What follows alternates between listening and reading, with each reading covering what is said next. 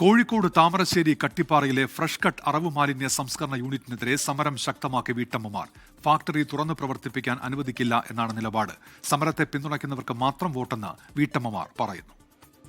പിന്നെ അധികാരികളൊന്ന് ശ്രദ്ധിക്കുക, പാവപ്പെട്ട ജനങ്ങളെ കണ്ണീര് കാണുക, അതാ ഞങ്ങൾക്ക് പറയാനുള്ളത്. തെരഞ്ഞെടുപ്പ് വരാനിരിക്കുന്നുണ്ട്.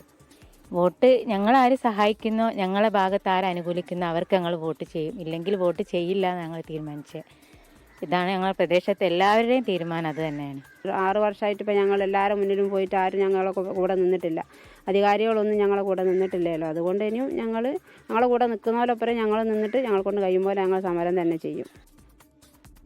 മിഥില ബാലൻ വിവരങ്ങളുമായി ഇപ്പോൾ ചേരുന്നുണ്ട്. മിഥില, എന്തൊക്കെയാണ് വിവരങ്ങൾ? മിഥില,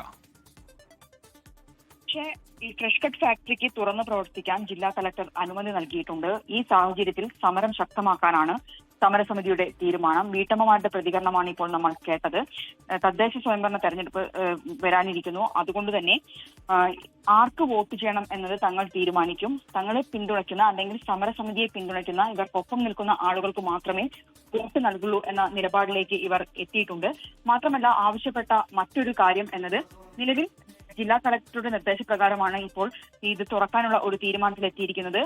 ശുചിത്വ മിഷനും ഒപ്പം തന്നെ മലിനീകരണ നിയന്ത്രണ ബോർഡും അവിടെ നടത്തിയ ഒരു പരിശോധനയെ തുടർന്നായിരുന്നു ഇത്തരത്തിലൊരു തീരുമാനമെടുത്തത്. എന്നാൽ ഈ പരിശോധനയല്ല, പകരം ഹൈക്കോടതിയുടെ മേൽനോട്ടത്തിൽ ഒരു പരിശോധന നടത്തണം. ആ പരിശോധന എന്നത് ഹൈക്കോടതിയുടെ മേൽനോട്ടത്തിൽ നടത്തുന്ന പരിശോധനയുടെ ഭാഗമായി മാത്രമേ ഈ പ്ലാന്റിന് പ്രവർത്തനാനുമതി നൽകാൻ പാടുള്ളൂ എന്ന ഒരു ആവശ്യം കൂടി അവിടുത്തെ വീട്ടമ്മമാർ മുന്നോട്ട് വെക്കുന്നുണ്ട്. എന്തു തന്നെയായാലും വലിയ രീതിയിലുള്ള ഒരു പ്രതിഷേധം അവിടെ ഉയരുന്നുണ്ട്, പ്രത്യേകിച്ച് ഇത്തരത്തിൽ ഒരു അനുമതി നൽകിയതുമായി ബന്ധപ്പെട്ട്. ഉന്മേഷ്, മിഥില ബാലനാണ് വിവരങ്ങൾ നൽകിയത്.